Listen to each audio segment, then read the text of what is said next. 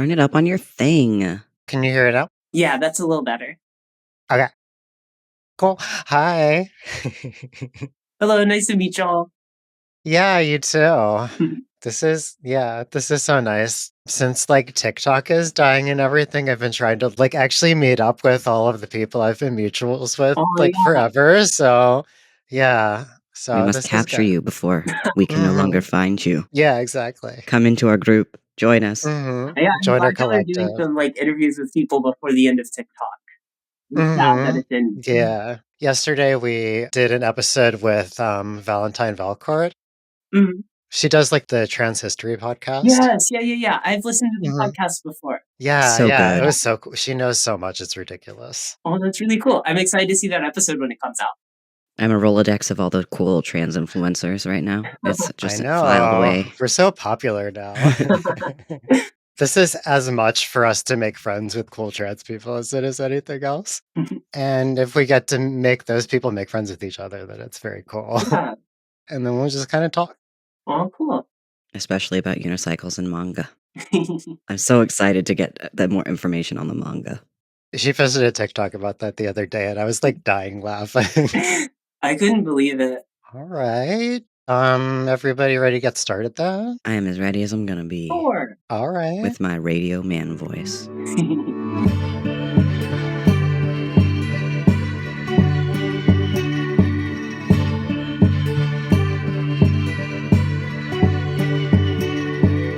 Hey, brats, my name is Robin and I'm trans. My name is Ben and I'm trans. And you are listening to Ben and Robin Are Trans, the BRAT Pod. We have another very special guest with us today. We are kind of trying to meet up with a lot of our friends from TikTok while TikTok is still a thing. So today we're going to introduce Cira to everybody. She's cirabunbun on TikTok, and I think like all the other places too. We've been mutuals like forever on TikTok. She's super cool. You play like the banjo and do the unicycle. I think the first time I ever saw you was like playing banjo on the back of a pickup truck on a TikTok forever ago. And that was probably what I followed you to begin with. Aw. Yeah. So good to finally like meet you face to face. Yeah, I am Cira. She, her pronouns for me, and I'm very happy to be here. I'm excited to talk. Yay. Yeah, so you already kind of jumped into it, but we normally ask people first, like, how would you describe your gender? So you said like she, her, trans woman. Yeah, she, her. I consider myself just a trans woman. I am not non-binary. A lot of my friends are, though. And we love our non-binary friends. They are incredible. I personally had a journey where I was like, I like knew I was a trans woman for a long time. Then it's like, well, maybe I'm non-binary. I don't know. And I went through a whole phase. And then once I actually like came out and transitioned, I was like, oh, just very binary woman. Everything is picked out. Before I transitioned, I was like a very masculine. I like to do a lot of like traditionally masculine hobbies and like work and stuff. And now that I've transitioned to a woman, for a while there, I was like, maybe I'm non-binary, little bit of both. But honestly, I think I'm just more of like a tomboy of a woman. Which is so valid. Like, I'm a trans man. There's non-binaries in me, but I don't focus on it. But if you can't tell, my hobby is yarn. So that's a very traditionally feminine hobby, but that doesn't make my gender identity any less valid, much like your maybe more masculine hobbies. They're just a woman's hobbies now. Deal with it. I love all your yarn work there, by the way. That's really cool. Thank you. I'm surrounded by it. Like, this pillow's hiding a blanket I'm working on. I didn't think of it. I should have put it in the studio, but Ben made me this like big blanket that's like a bunch of like skulls in it, but the blanket is all like lesbian colors. Oh, cool. It's beautiful, and I think maybe it needs to be a part of the studio in the future, but I'm like so excited about it. That would be an honor. So, Cira, do you have a moment of joy for us? Trans moment of joy? Trans moment of joy. Yeah. We have a million if you need warm-up time, but yeah. Yeah, we can always give some. If y'all want to give some, it'll give me a minute to think about which one I wanna focus on. If you have several to choose from, then that is wonderful. Okay. Like, more joy is good. Robin, do you have one or you want me to start? I have a very fresh one actually, because I just had electrolysis a couple hours ago. I love the lady who does my electrolysis. She's just like an older, like very cool, I think, lesbian woman, and we just like I don't know. We vibe. We talk about trauma and stuff. It's weird, but it's good. Anyway, like she said to me, while she was like stabbing me in the face doing the electrolysis thing, she's like, it's really cool. I just realized that before you, I had 4 trans women come in today. Aw. And she's like, I really love getting to meet all of you. And I was like, yeah, one thing we love about podcasting is just like, we have realized even more than we knew before that there's like so many super cool trans people out there. We're all like interesting and creative and Mhm. cool in a lot of ways. She's like, I completely agree. I love all of you. And then when I left, there was another trans woman going in after me. So That's Trans women are the best. mm, trans men are super cool too. Well, thanks. And all our non binary friends. All right. Cira, do you want me to go or do you want to go? I could go. Recently, my like little polycule, which is like me and my girlfriend, my other girlfriend, and then her partner, we all went on a big hike up to the top of the mountain in Georgia. And it was very, very nice to like be out and open in nature, just like hiking around, identifying plants, identifying salamanders and bugs, and it was just a fun time to like be ourselves and express our love for each other in nature. So I think that That's was so one cute. of my trans moments of joy. I think the other one I can think of recently is I got snowed in with one of my girlfriends and her partner, and we just like hung out and made hot chocolate and played in the snow and enjoyed each other's company and love for each other. It was very, very nice. I That's think so you're our great. first guest in a polycule, which means we're finally breaking into polycule representation. Yeah. That's That's funny really that it cute. took so long. Yeah. Right? It's great Because I though. feel like so many trans people have polycules. Yeah, a lot of my trans friends are also like polyamorous. So Hmm.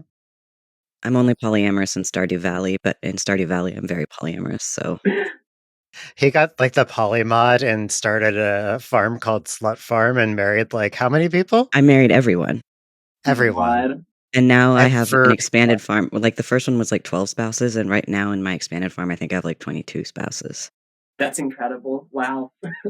Yeah, he showed me pictures. It looks like a cult compound or something. Yeah, because every time you get a new spouse, there's like a new room added. And it's like just a very long hallway. Oh my God, the dormitory. Hmm. Mm. So my moment of trans joy is Yeah, Sappy. Um, my good. moment I of love trans joy that. is Robin. I've spent a lot of time today thinking about Oh. you are responsible for so much good stuff in my life. I'm gonna Mm. cry. Um, I don't think I'd be on T without you. I don't think I'd have a name Mm. change without you. And I definitely would not have this opportunity to meet people and this chance to help listeners see the breadth of gender possibility.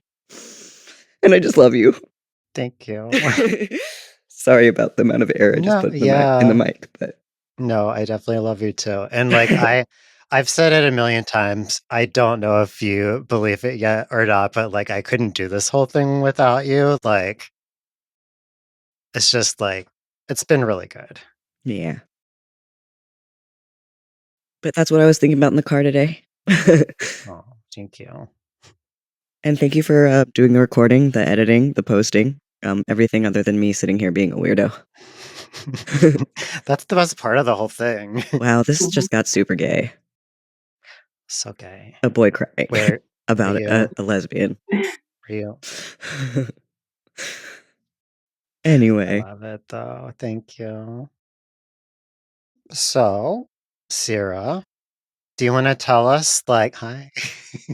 What's your story about like how you came to find yourself? Like when did you figure out that you were trans? What was that like? I think I first figured out I was trans when I was about 20 or 21, but I initially had like feelings that I was a girl when I was like 5 or 6. And I expressed those, but Mhm. was not like met with acceptance. at that age. I mean, it was like Yeah. 2002 or 2003 or something in like North Carolina. So I can't be too mad at it because like the environment was just, socially not there yet for like my family Mhm. and other Same. people to really understand. But I was very lucky to grow up in a church that was very queer accepting and like a lot of gay people were members of. So I think that was very helpful for my understanding of like my own sexuality and eventually my own gender. But I think I We need to pursued talk about that because I have not experienced that. I had, like, the opposite experience, so But the that other is part cool. sounded very similar between your 2 stories, which is So very fun. similar. Yeah. um Not fun, but fun that you 2 have that in common. yeah.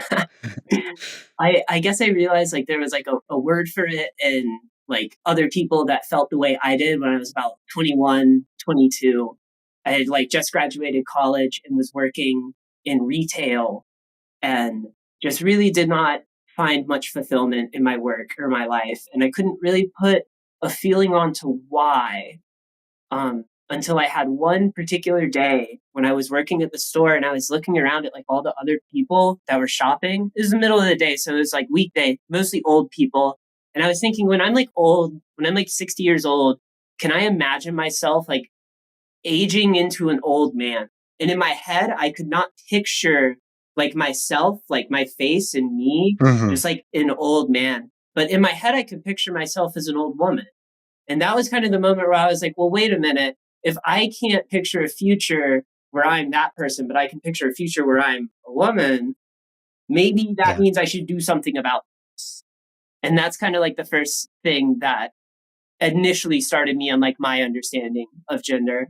So yeah. That's really cute. That's And it great. was like probably Yeah. 2 years after that that I came out as trans. And then 6 months later, I got on hormones. And yeah, it's been like 2.5 years now. I think I'm coming up on 3 years on hormones pretty Amazing. soon. Yeah. Yeah, Happy early anniversary. That's I know, I'm fantastic. excited. 3 years. And I can totally see you being, like, a badass old granny. I'm excited to be old. I want to like be old granny and like play banjo on the porch and play I was mandolin. literally gonna say that, yeah. Have an Arnold Palmer, Yeah. you know? Maybe a dog running around. Or like a mint julep, I don't know. A mint julep sounds good. That's the South. I do like a mint julep. Mint juleps are very yummy. Mhm. What was your coming out experience like? So, initially, I like came out to my family and they were not super accepting or understanding, but over time they sort of grew and like learned more about it. I will say they definitely like tried to understand and like put effort into actually like reading queer theory and like feminist literature and like third wave feminism and stuff. And they actually like really kind of Wow. grew a lot and became pretty accepting, very accepting parents. They definitely do not understand my lifestyle or my choices or my career or my relationships, but they're just kind of like, if she's happy, she's happy. What are you going to do? So They're still on the team, that's yeah, good. they're still on the team. Yeah. I was working in retail when I first came out in a very not friendly county in Georgia. Not a place you want to be queer, not a place you want to be a person of color, not a friendly spot. Yeah. So the first like couple months that I was out at my work were like super roller coaster up and down. But I Mhm. was like the first trans person that most people at my work had ever interacted with or met, and they definitely let me know that.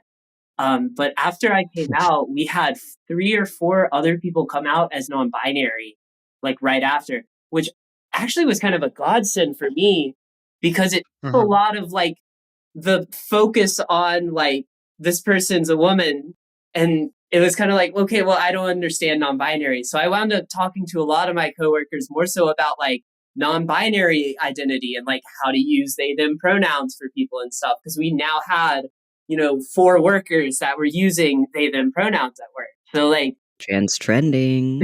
Just kidding. Just kidding.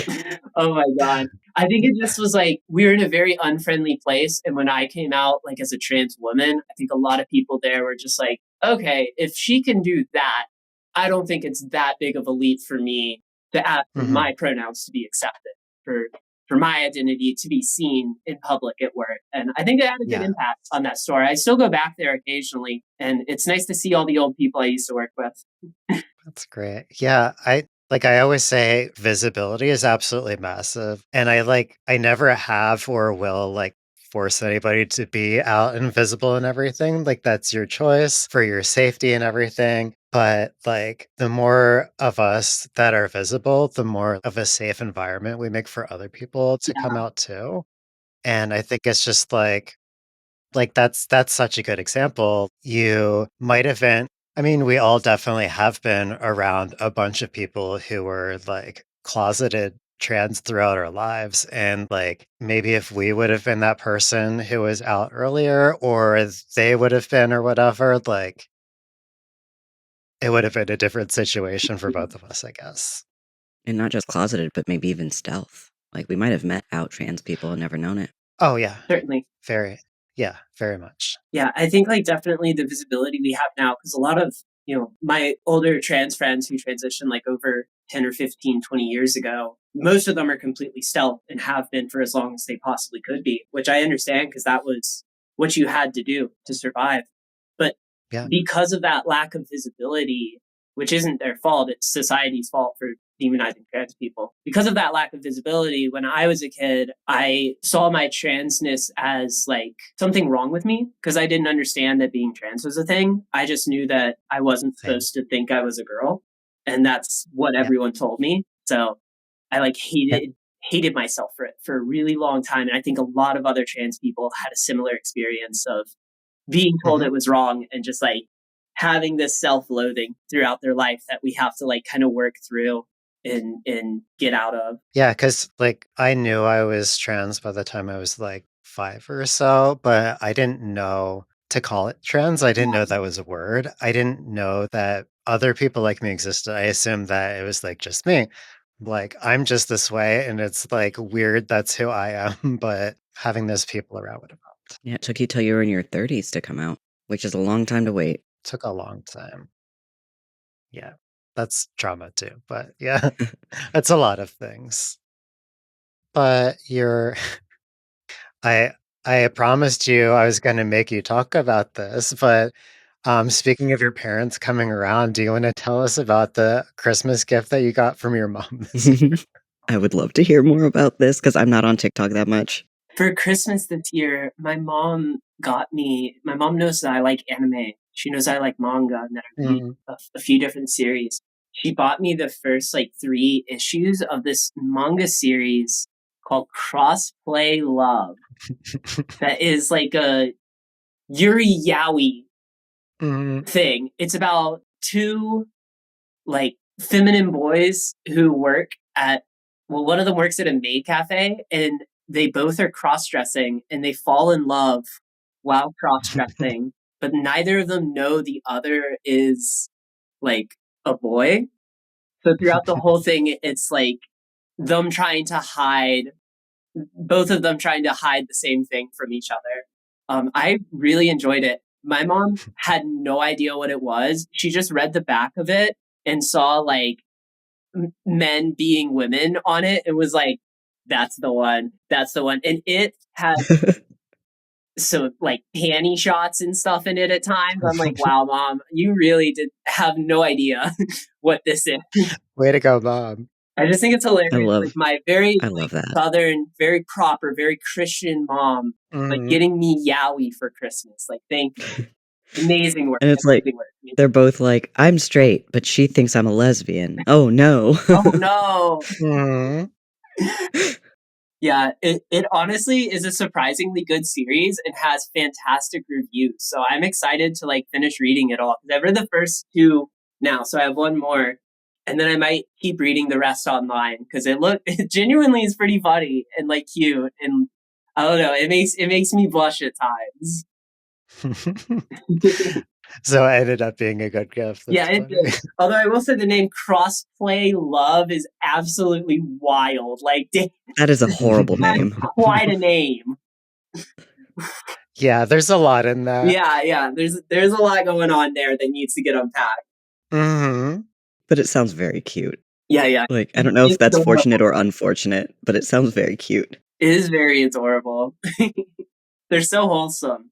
but also blush-worthy, Mhm, mhm, Yeah. mhm. which is everything I Mm, want when I'm reading. I wanna feel wholesome and like I'm blushing. That sounds like a great read. which is quite the combo. Yeah, I can recommend from the little bit that I've read of it that I enjoy it so far. So I didn't know that we were going to get into this, but let's talk about it. You said you were in like a queer accepting church when you were a kid? Yeah, so I grew up within the Moravian Church, which is a small sect of Christianity. It's a denomination from Czechoslovakia and Germany. Its name comes from the Moravian Mountains in Germany. The Mhm. Moravian Church actually separated from the Catholic faith before the Protestant and Catholic split, but after the Eastern Orthodox Catholic and the Roman Catholic split. So it was like in between the two. One of the like main people within the church that like drove the Moravian Church to become what it was named Jan Hus, who was like executed for his beliefs and everything. So the Moravian Church grew over time, and in the 17 and 1800s came to America via actually the Caribbean. Like they did mission work in the Caribbean and then went from the Caribbean to North Carolina. And there's a very big concentration of Moravians around the Winston-Salem, Greensboro area. So I grew up in Greensboro and grew up within a Moravian church. I was like born into a Moravian church. My mom's side of the family has been Moravian for like hundreds of years, but my dad's side of the family didn't become Moravian until the 1970s. And my grandma tells a story about why she chose the Moravian church. She had just moved to North Carolina and was going to different faiths, different denominations to find like a church that felt accepting for her family and stuff. And when she went to the Moravian church, she walked in and a woman like immediately gravitated toward her and was like, "Are you new? Like, do you want to sit down and hang out with me?" And she did. And the woman introduced her to a gentleman that she had brought with her. And the way my grandma says it is she said this woman said, "This is so and so. He's Jewish and he's gay and he's one of God's children and we love him just the same." And I thought that was like Oh my in the gosh. early 70s. That is such a like very That's cool thing wild. to hear within a Christian church.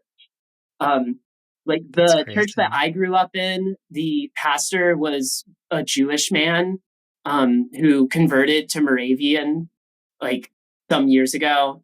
I just have had very accepting experiences within that faith in terms of queer stuff. A lot of my friends in the church as a kid were gay people who had been excommunicated from other churches and wound up at the Moravian church because we were one of the only Christian faiths in town that won't kick you out for being gay. When I came out as transgender, the only thing that my church said to me is they sent me an email congratulating me on coming out and asking what should we update the registry to? Like what name do you want Oh, updated in the registry? That was the only comment they had on it, which I thought was That's really so impressive. that's nice. so cute. Shout out the Moravian Church. You may actually Yes. know one thing from the Moravian Church. If you ever see those Christmas stars that have spiky balls with spikes on all sides, Mhm. they have like 26 spikes. That is a Moravian star. And if you like, you'll see them Oh. around Christmas time as decorations. People hang them like in their yard or from their trees. They're like little spiky balls, and they're the Moravian star. So we make them out of paper and put lights or candles in them. I'd never heard of the Moravian Church before, but I imagine, like, Oh, I have. anyone listening who, like, is a Christian but doesn't have a place, it's probably gonna be really helpful for them if they're like me and they haven't heard of it. Yeah, it Mhm. is a really small faith. So there's maybe 15 or 20 in North Carolina, Moravian churches. There's one in Georgia. There's some on the West Coast.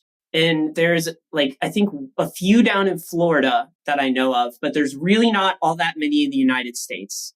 There's a lot of them in, I think, Zimbabwe. Yeah, Zimbabwe, Africa, surprisingly, has a really high Moravian population. I think through mission work of some sort.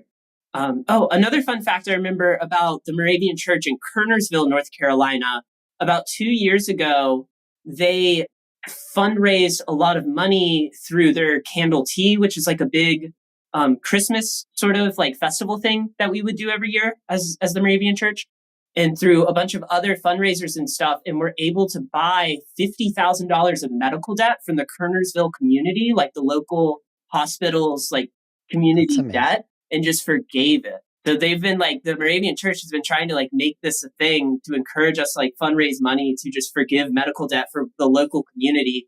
A lot of the like mission work mindset within the Moravian Church is that we need to help as easily as we can. So if it's easier for us to help the people immediately around us than it is to go to some other place and try to do some mission work, we're going to help the people that we can help the most first. And then we'll go Mhm. over to those other places and help. I also That is actually so cool. in the Moravian Church, the mission work that we do, is not focused on evangelism at all. The goal is to help people do things to improve people's lives. And then when you get asked, why are you doing this to help us? You say, I am a Christian and I'm driven to do this. Like I am Moravian and I am told to help the world, which I think is a very much more effective way to like kind of get people to like agree with your faith than just going around the world being like, you need to repent and praise God. You need to give up your 1,000-year-old traditions and praise God. Like, I don't think that's going to work. Yeah. And I don't I think have a that's the wild goal. I have a wild connection to the Moravians, which is so one church that I went to that was basically as anti-gay as possible, like kind of idolized the Moravians and like they were their here not like the Moravian church like in America, but just Yeah. like the like figures from like the Yeah. Like the old history of like it. Moravian. Yeah. Mhm. Yeah, but it's crazy because it's such, like, an opposite reaction to that where they were, like, campaigning during, like, the Prop 8 thing back in, like, 2008, 9, I forget when it was now. I probably talked about this part on the podcast before, I don't remember, but there is a movie called I believe it's called God Loves Uganda, which is about these, like Christian missionaries Mhm. who went over to Uganda for a while and didn't so much do missionary work as they did work with the legislature in Uganda to try to pass the law that made like being gay like a crime punishable by death. They were from my church. Oh my gosh. Yeah, Robin has some bad I church like experience. I like your Moravians a lot more than You know, it's funny you say that about the church idolizing the history of the Moravian Church, because a lot of Mhm. Protestant faiths really look up to the history of the Moravian Church. And when I was in college, almost every religious studies and history professor I had was absolutely fascinated when I told them that I was Moravian and wanted to like talk to me about the history and everything. Because the Mhm. Moravian Church is very small and very kind of insular. Like everyone in the Moravian Church kind of knows everyone else, like within the East Coast area, at least to my knowledge, because we're so small and we know each other. But because of that, no one really knows about us beyond that history from the 13, 14, 1500s. It's really interesting. Um, Mhm. I don't know. Moravian history is like fascinating, and there are like entire classes taught on the history of the Moravian Church because there's just so much to go That's through. really, really interesting, yeah. One of the mottos like of the Moravian Church is in essentials unity, in non-essentials liberty, but in all things love, which is kind of saying in like the ideas of like our practice of religion, we keep those the same. We keep our rituals, like we keep all of the things that we do, but we adapt them to wherever we are. So the Georgia First Moravian Church in Stone Mountain, when they do a love feast, instead of having the traditional American style of biscuit, they have people from the church create the Moravian biscuits they had in their home countries. So we would get like 5 different types of cookies, biscuits, like little wafer things from all over the world. but they all are symbolizing this like same idea of breaking bread and like sharing community with everyone within the church. I just think it's cool how like we can change and adapt to like where we are, the culture we're in, but still keep the same tradition. As opposed to like the exact opposite, Yeah. which a lot of people have done in the past. Yeah, this sounds like a branch of Christianity I can really get behind. Now, there's another church that I actually was playing mandolin at recently. Well, I guess it's a fellowship, the Universal Unitarians. They're like a fellowship of multiple different religions, but the Franklin, North Carolina chapter have had me come and play music. And on Trans Visibility Week last year, they had me come play music and talk about being trans. And we did like an open forum discussion where like people in the church could just ask questions. And it was really like, I don't know, really cool and interesting to like have such an open forum and talk, especially in like rural Franklin, North Carolina. Like they had their first ever Pride celebration just last year, which I was lucky to be in. But it was just very cool to like see that. So shout out the Universal Unitarians, very cool church. Yeah, we Shout have out to our friend Inza. Yeah, our friend Enza is a trans woman who's also in the UU, and I think she did kind of a similar thing recently, or at least like got the opportunity to like share her. It feels weird using the word testimony in this context, but like talk about like her story of like being trans and getting involved in the UU and her whole thing, and like she was like so excited and honored to be involved in that. So That's so cool. mhm. Aw. Yeah, we there is a church in Atlanta down here that a friend of mine is one of the pastors at, and she is a trans woman who is just the sweetest, nicest person you've ever met. And last year, on one of the last days of the Georgia Senate session, she did the opening prayer for the Georgia like state Senate, which I just thought was really cool to like have a trans woman like do the opening prayer for the Senate in a state. And it was on the That's same amazing. week that they were voting on one of the trans sports bans for trans kids, which sadly got delayed at that time and then went through SB1 at the very end of the session. But we are starting a new session just like now. So I'm going to the Capitol and get Hell mad at yes. politicians. Make a poster, be loud and proud. Yeah. Like the Capitol is a public building and you as a citizen have a right to go there and go talk to politicians if you want to. You just have to be respectful. So I like to go down there whenever they have trans stuff or LGBTQ stuff or immigration stuff on the docket and just go holler at some politicians. Yeah, we live outside of DC, and like sometimes I just want to go down there to use the bathroom. Yeah. Yeah, just to show them. Yeah. If you ever do, let me know. I'll go with you and I'll guard you at the door. I'll be your bodyguard. Tiny, 5'2", short king, protecting you. I trust. Yeah, you can be my bodyguard. At the door. Don't you dare! This far and no further. Stay away from my sister. Damn gay. So, do you want to talk a little bit about social media, like being online? We all know each other. Well, we know each other from like TikTok and like having that online presence. And I don't have like a specific angle, but like I just want to say it's weird being a trans person online right now. Is that a good way of summarizing it? Have you found it like getting more aggressively anti-trans recently, or has it been roughly the same for you?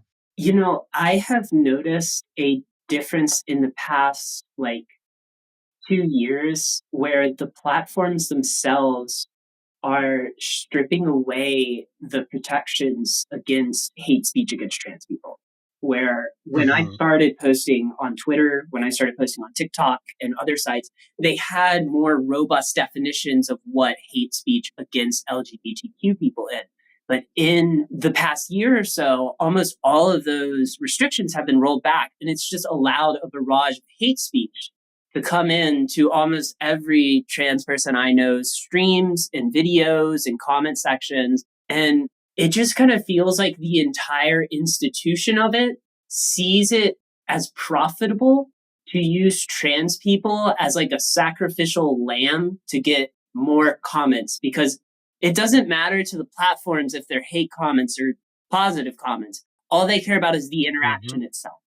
So like, if they can get more interaction by promoting trans people to audiences that are likely to spread hate speech towards them, they're going to continue to do that, because in their eyes, more engagement means better. But they're basically expending the trans people and also facing them to unjust like bans and restrictions and limitations, because the audiences that are seeing trans people are like systematically reporting them and all of the things. Like, I've been We've been reported shut on down almost like 3 every dating times. site for impersonating a Mhm. woman, because apparently that's something you can be reported for. So like almost all of my other trans friends like cannot be on Tinder or on any of those sites because they've been reported for silly stuff like that.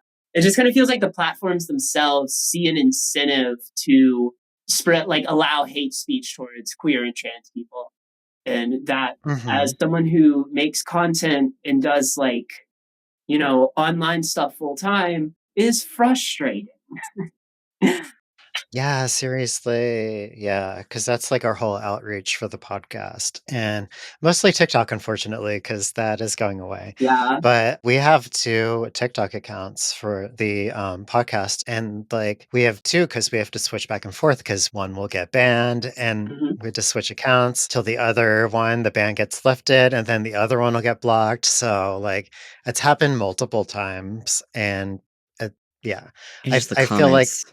I feel like anytime, like, somebody is saying something anti-trans, like, they don't get consequences. Yeah. But if they ever report me, if I respond to somebody instead of just immediately reporting, then that person will report me, and then I will get shut down for, like, responding to them. Exactly. Uh, There's also just like targeted harassment on parts of the internet. After I live stream and my accounts get really mass reported and then banned or taken down, I will go on like 4chan or back in the day Kiwi Farms and just type in my username and see what most recently came up. And you will find people directing like, hey, this trans person's live, go report them.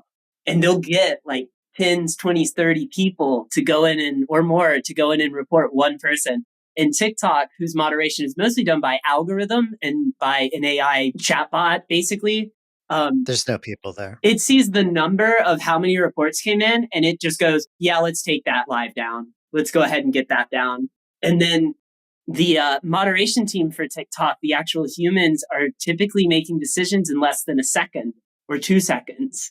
Like, they have to make these decisions super quick because there's so many reports on TikTok that a lot of things get missed. A lot of things get messed up. It just seems like a system that has not been adequately or robustly tested ever.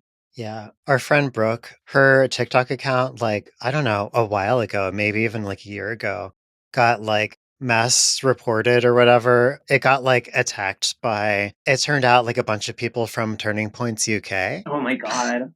who I don't know if it was like a bot assault or like one of the, like you said, like people coordinating online. But like it really trashed her account for a while and it's up and running and everything now, but like her account has never recovered. Yeah. She's yeah. I saw the same thing happen to Jory, Alluring Skull, after that most recent fundraiser with Mercury Stardust. And I think the same thing happened a year previously to Mercury's account. So it seems to be just, if you reach a certain number of eyeballs, there's enough like Yes. anti-trans sentiment that hatred is just expected.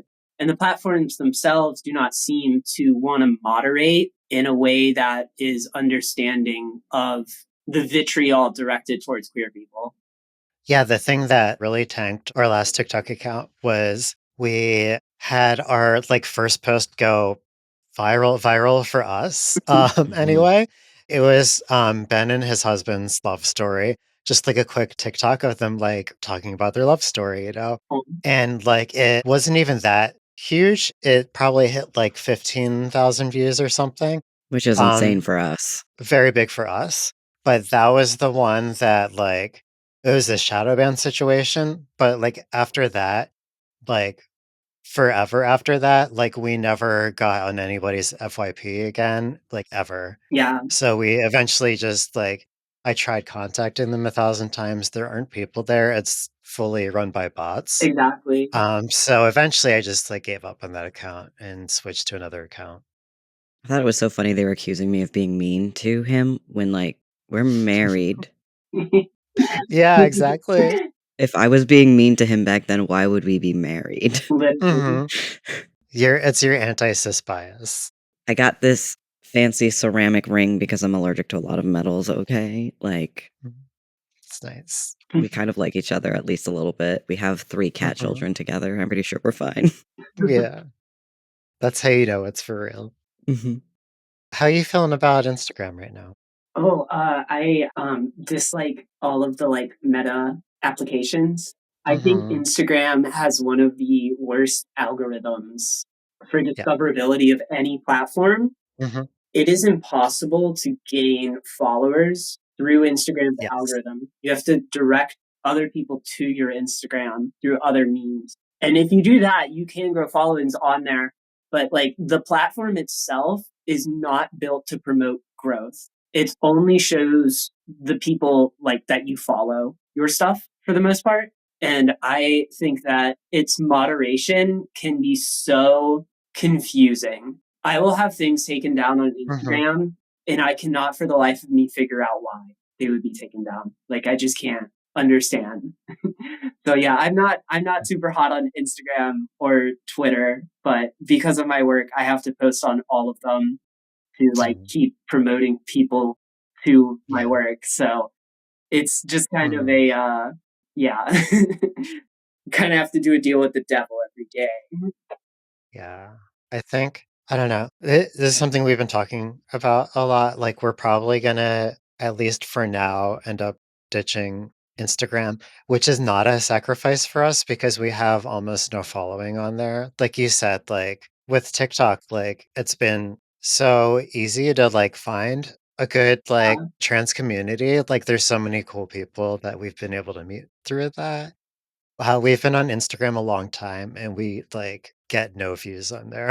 Instagram's I Like know. hashtag system seems to just not work. And from what I've like read about how it works, hashtags basically do nothing on their platform. Mm. And yeah. on TikTok and almost every other social media platform, they are one of the main ways to like direct viewership. Like if someone's interested in something that often has this like videos that often have this hashtag, we'll feed you more videos with that hashtag put on. So it like naturally like funnels people to where they want to be. Instagram doesn't seem to do that at all. It's madness. Shout out Yeah. to my It's a work complete mom, mystery to though. me. My work mom, it seems, is our biggest Instagram fan every time I check on it. I All see that she's been interacting with us, Aw. and she is my true mother, the mother of my heart and soul. you reply, So shout out to her. She's mo she's mother. fly girl. Yeah, she's amazing. Beautiful, kind, generous, great She is baker. mother. She is mother. But yeah, buy Instagram. I don't care. Yeah. Jeez. It's so specifically targeted against trans people too. Mm. Because like Zuckerberg's like press release and everything was all about just like it was about free speech, so on and so on. If you read the policies, it's specifically just us. Yeah. It's like very obviously targeted at one specific group. Hmm. Shout out to the queer Meta employees who've been calling in mentally ill due to queer. Yes. Yeah, I did see that. Good for them. Yeah. I've had a lot of friends, even trans friends, that have worked for Meta, and they've all told me it was like the worst tech job they've ever had, like out of any Hmm. bad tech job. Like Meta is atrocious because they have like a big thing here. They have like a big building here in Atlanta. One of their main offices, I think, is here. Any of those big tech jobs seem soul sucking. Uh, One of my favorite exes of all time used to work for Google and like quit because it was so soul sucking. And good for him. Good. I love him very much. Yeah, a lot of those big tech companies. Yeah. Stay away. I've seen it happen to a lot of people. Yeah. Mhm. Stormy's being really cute. Stormy. Ben, what was I going to talk about next? I am like so Yeah, I'm we eepy. so we we are very fortunate in that like we've been able to book so many like recording sessions with people. Um however, a lot of it is bleeding together right now because like everybody like we've been talking to people for a while. Yeah. And everybody just like booked at the same time. So like if And I'm a everyone's little really bit cool, scatterbrained, yeah, which has been incredible. it's been extremely cool. And like I wouldn't trade it for anything. Did you wanna ask about But banjo? talk about the banjo. And, unicycle, which I wish I could even ride a bike, let alone a unicycle. You know what you should do? You Hmm. should learn unicycle, but not learn bike. So when people That sounds ask if good. you can ride a bike, you say, "No, I can ride a unicycle Kind of want a It's penny amazing. farthing. though." Ooh, yeah. That's That would make me feel really extremely cool. cool. People like to use the phrase like forgetting how to ride a bike or whatever. That's I went me. a long time with, yeah, I went a long time without riding a bike. And then I was like, I'm going to start riding a bike again. Then severely injured myself the first time I rode the Oh, bike. no. That's me too. I decided I was gonna ride a bike. I grew up less than 3 miles from where I went to college and stayed at home, and instead of spending, like, $300 on a parking pass because thank you, DC area, I Hmm. was like, "I'm gonna ride a bike." That lasted a day because I ruined a pair of jeans and was very bloody and had to limp home. Oh, no. Yeah, I did that in college. Like, I remembered how to ride the bike, but I forgot the little safety rules. Like, make sure you don't have like pieces of clothing dangling down near Yeah. the spokes. So I just straight up I flipped over and my shoulder has been like messed up ever since. Aw. I started riding unicycle when I was, like, 11 or 12 because my family got me one for Christmas thinking that it would keep me busy for a while trying to learn how to do it, and they never really expected me to actually get it, and it became one of my autistic special interests, and I got Mhm. very good at riding unicycle. So I mostly focus on mountain unicycling now, but, I do like doing a lot of tricks and stuff. I take one of my girlfriends to trans basketball league games every week. We have like a big trans basketball league here in Atlanta. So they do games every Saturday, and I always bring the unicycle and just like teach people in the crowd like how to ride it and stuff. It's always people just love unicycles. It makes everyone smile. I really enjoy that Mhm. aspect of it. But I mostly focus on riding off road and doing like basically mountain biking, but on the unicycle. They make mountain unicycle tires? They make Or is whole it just a bike tire? They make whole special unicycles for it. My unicycle is like overbuilt with like thicker frames and the spokes are thicker so that you can do big drops and stuff. There's a company called unicycle.com that's based in Alpharetta, Georgia, and they make and import tons of they're the main like unicycle retailer in the USA. So shout That's out so cool. unicycle.com. But yeah, you can Ben, get this them could be your new mountain. identity. You I gotta don't do know, it. I'm pretty busy with yarn. You gotta do it. I Unicycle's might very try it fun. And it's a great if I can workout. It's a juggle. good ab workout. Oh, I need that. It's a lot of like leaning like that. So it's a big ab workout. And then on top of it, you're doing like the bicycle pedaling. I need an ab workout. I'm very squishy, which is great Mm, for, subcutaneous injections, don't get me wrong, but I'm sure I could still mhm. do those if I had more ab. I have to do the intramuscular ones. Oh, ouchie. But you're brave. Mm. It don't bother me 'Cause you're too so much. I do most of badass. my Mm. polyfuel shots. That's amazing. I keep asking my husband if he wants to try giving me a shot, and he's like, "No," which is I'm not Mhm, mhm. I It's don't really wanna do intramuscular, but I could. I'm not very scared of needles. Yeah. You're asking me about banjo and stuff. I initially learned mandolin before I learned banjo, which is like a smaller instrument, more high pitched. But they're both used in bluegrass, folk, and old time music. About 3 years ago, I started playing banjo more, and then I started dating my girlfriend Evelyn, and she plays banjo, and her partner also plays banjo. So all three of us just sit around and play banjo all day. So we've learned a lot just by like bouncing songs and knowledge between each other all the time. That's kind of like how I guess I developed my skill in banjo. I play a style called clawhammer banjo, which is like the more traditional African way of playing banjo. If you don't know, banjo is an instrument from Africa that was brought to Wow. America and kind of developed its own sort of identity here, but it's based on gourd banjos from West Africa.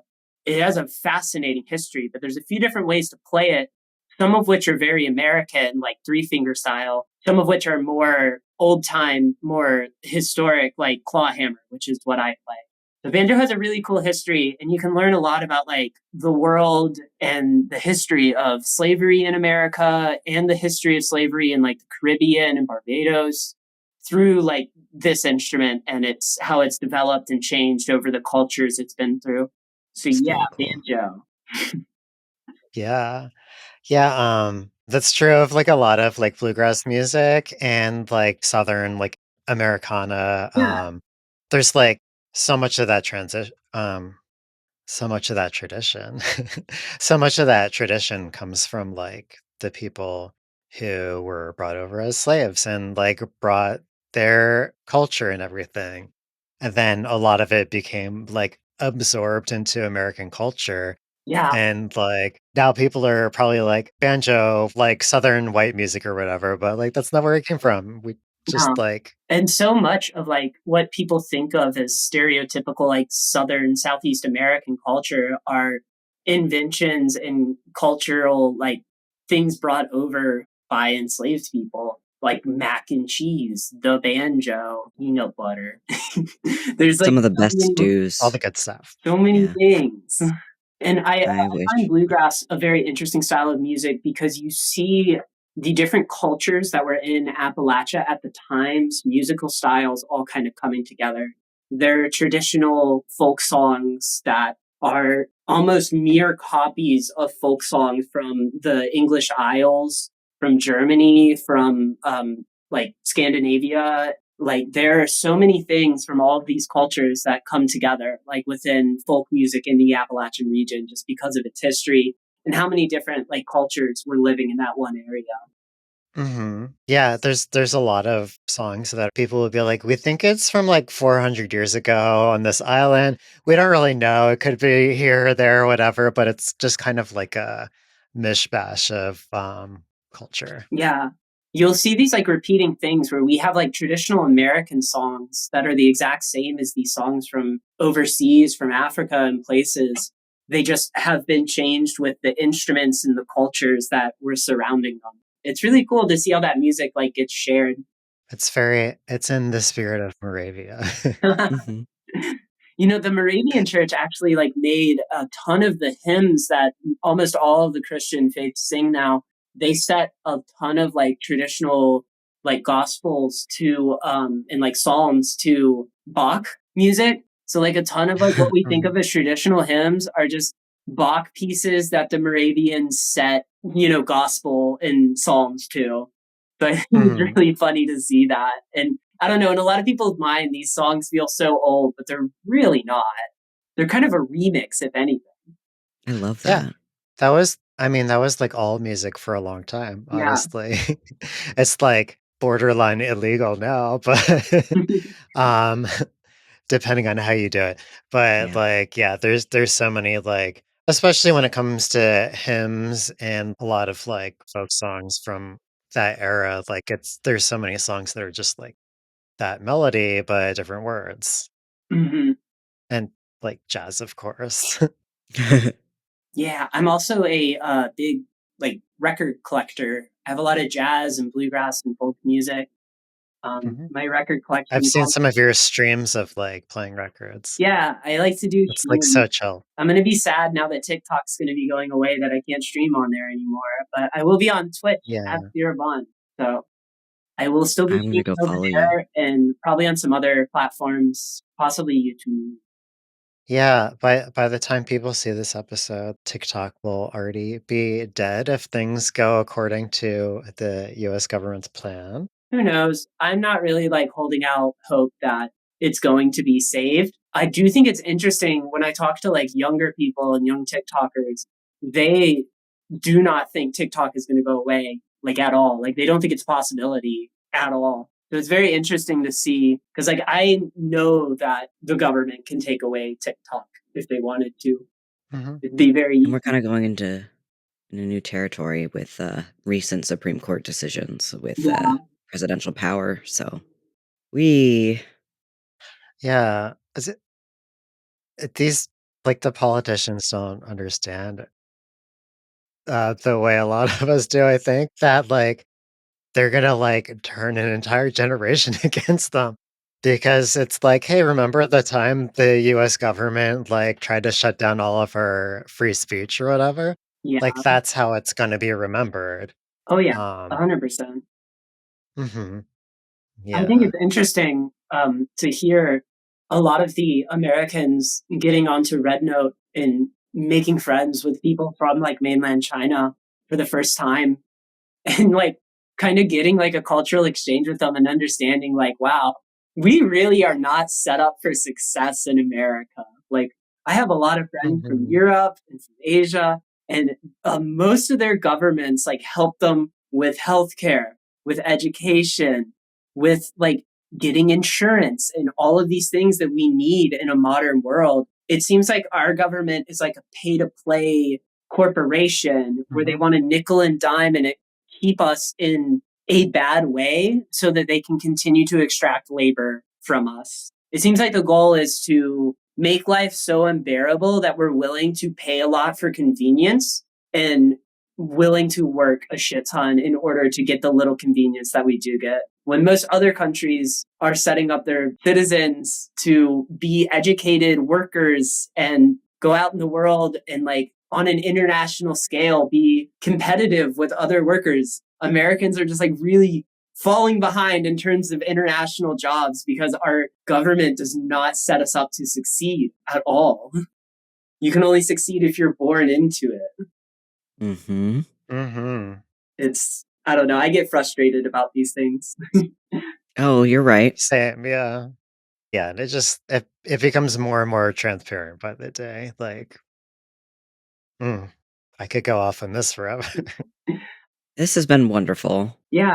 Yeah, it's been really nice. Thank you for having me on. It's very fun to meet you and Yeah. to do this podcast. I like being on podcasts.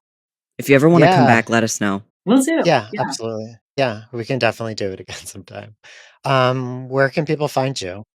So my name is cirabunbun on all platforms. On Twitch, I'm cirabun. But if you just type in cirabun most everywhere, you'll find my accounts. Yeah. Nice. And Post. we will definitely link to you in the episode description. We will link to you in our Discord too.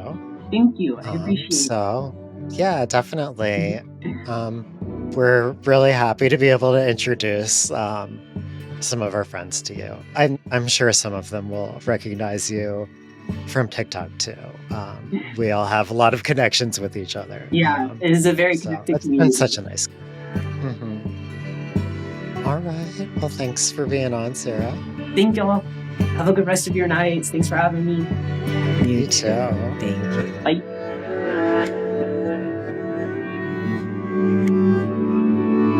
Hello, friends. This is Ben and Robin from the future of what you're about to see. The Um, future. the future, and we want to tell you about something cool we've been working on with Valentine Valcourt from Valentine's Voice. It's called Transhope United. It is, and it's a Yes. website at transhopeunited.com. We're doing like a creators collective, which is like a podcast network kind of thing, but more socialist vibes. We're just kind of trying to provide a space where we can help each other out because trans creators we're mostly poor. We're not getting ad revenue or anything, and so it's a way to kind of help boost each other. Mhm. And we're also going to, as we bring more people on, do like some kind of subscription service and everything. As far as our plans go, it's not going to be like us putting any of our content behind a paywall. Hmm. It's going to be ways that people who have the means to help us out, and we'll try to give you little goodies that aren't Hmm. necessarily content, but like maybe I'll send you a crocheted thing or a postcard. Like stickers. Yeah. Yeah. we have so much bullshit that hasn't made it into podcasts that like we could just do a bunch of content because some people like that. Mhm. I was just playing back one of our D&D recordings that hasn't aired yet, and it took us like probably an hour until we started playing D&D. But it's like all of this content is really good, and it's not really about trans stuff. It's just like us hanging out and talking with our friends. Yeah, And I think that I'm would not be gonna fun. lie, I just did it to kind of like relax. I was just listening to my friends talk to each other is cool. Yeah, it's nice. It's a nice Mhm. energy. But then also, if you are a creator, you could consider joining us because, like, basically, we want to work together where we can fill in each other's gaps, not in a sexual way. But that sounded sexual. But like, Robin's really good with audio stuff. And then Valentine Valcourt's really good at website stuff. I don't know what I'm good at, but I'm here to help. Mhm. And we just help each other out. And then maybe by working together, it'll help each of us independently get ad revenue that we would get to use to sustain ourselves in our projects. Yeah. Also, shout out to Val for helping us with all the web stuff. Like, Hmm. we've just accomplished in a couple of weeks some things that we've been wanting to do for so long because Ben and I like cannot do internet stuff really. But most importantly, well, okay, first of all, we have a shiny new bratpod.com. We had one before, it wasn't really functional. Now it's It's nice and beautiful. pretty. Yeah, it's beautiful. But also, if you go to directory.transhopeunited.com or just follow the link from the main website, we have started doing a whole directory that's resources for trans people because like one advantage of us doing the podcast is we make a lot of connections with people who have connections to other people and resources, and we kind of just like have been dumping them on the Discord without any sort of organization. So, like, you can actually go on now and from like big macro level, like national level resources to really micro level, like, I'm in this town in Connecticut. How do I find such and such? Like, we're kind of putting everything on there. You can search for it, you can look through tags and categories. And most importantly, if you make an account, which is like free, it's just a matter of verifying that you're a human. You can go on and submit your own entries too. Mhm. So we're able to like actually as a community help get these resources out there for each other. Yeah, and there's still more that we want to add, but it'd be rough out here, so we're doing our best. Yeah. But we encourage anyone to reach out to local queer businesses in their area to see if they want to be included. Hmm. Um, if you have a business or provide services, you can be included. There's even a not safe for work section. But if you're doing not safe for work stuff, please make sure you submit it under that section. If you are an ally and you are service oriented and you are very trans affirming, you can be in there. But if you are an ally and you're doing handcrafts and stuff, please don't, because we want to make sure that trans makers get the priority on our trans resources. Hmm.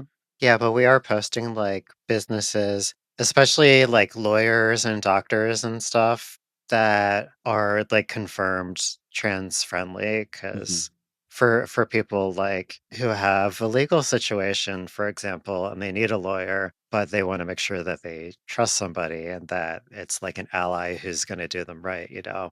Hmm. So a lot of stuff like that is like very important. Yeah. The more the merrier. We want the resource to be just hefty. We want it to be a unit, like my cat Mocha. What a unit. She got this hangy little belly, and I love it so much. Do you have a primordial pouch? She do. So Okay, do who's I. primordial? Mocha, do you want to be in the directory as the cutest girl alive? Oh, but you have competition. Should we do like a directory of trans people's cats? Or spiders, or lizards, or Hmm. chickens, or dogs. Chickens. Yeah.